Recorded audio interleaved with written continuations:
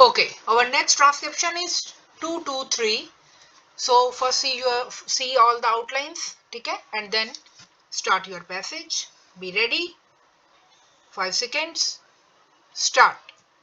Now I have described in another place at great length the way promotions are made, and one of my colleagues on this side yesterday appeared either to have read that statement or in another way has replaced before the House, not on behalf of the government, much of the material that I would have dealt with.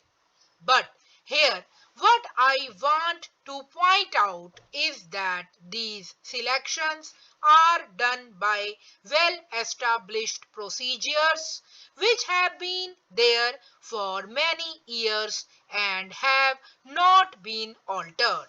In regard to the bulk of the officers, there are complaints from some quarters that perhaps government ought to look more into it. That is to say, it is not a question of too much interference, but of too little interference with regard to the lower levels.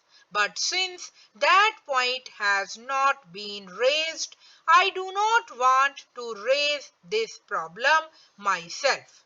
But with regard to the higher ranks of the army, it is done by number one selection board, as one pointed out, from colonels up to major colonels, where 9 officers sit, that is, the chief of the army staff, his deputy, 3 army commanders, and 4 principal staff officers.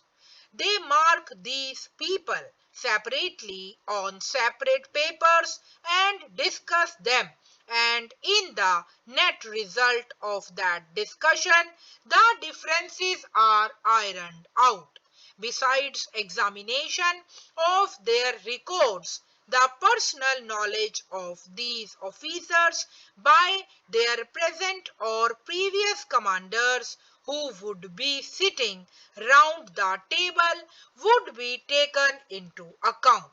Then it comes to the government, and the government, that is the defense ministry, examines them so far as they can from the papers, that is to say, whether the conclusions are warranted by the premises supplied by the books, and then it is put up before the minister after discussion in the ministry itself as to the pros and cons of this matter.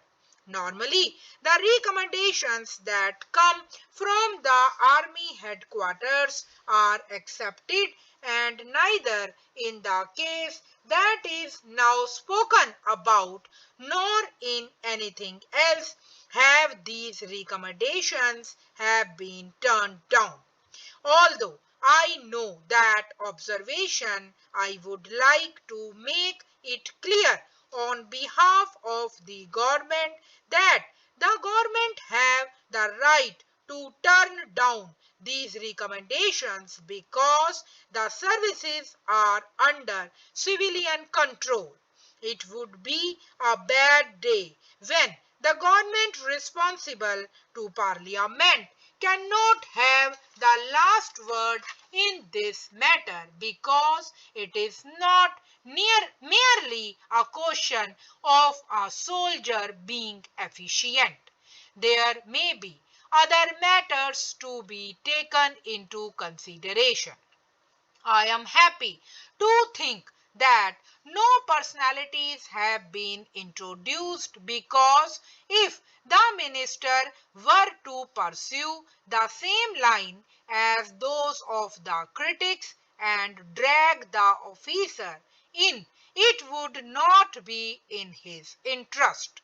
When we go round to the question of seniorities and suppressions, I would like to say that so far as the lower levels are concerned, that is to say up to the rank of lieutenant colonel, the proportions of selections have remained much the same.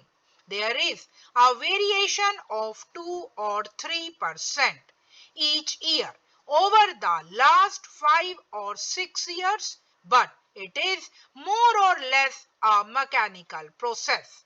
When we come to the selection of lieutenant generals in the Indian Army, it is done not by the selection boards. This is done on the recommendation of the Chief of the Army Staff.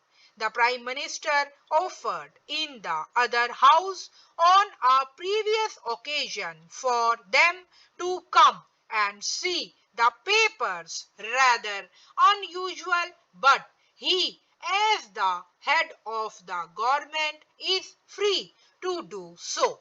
While the offer was open, no one turned up. One person asked to come and we arranged it, but nothing happened.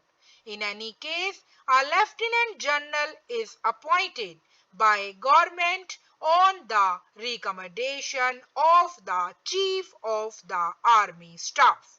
The same process goes through because while there is no selection board, the Chief of the Army Staff by convention consults the army commanders, which is a sort of a selection board of a smaller type.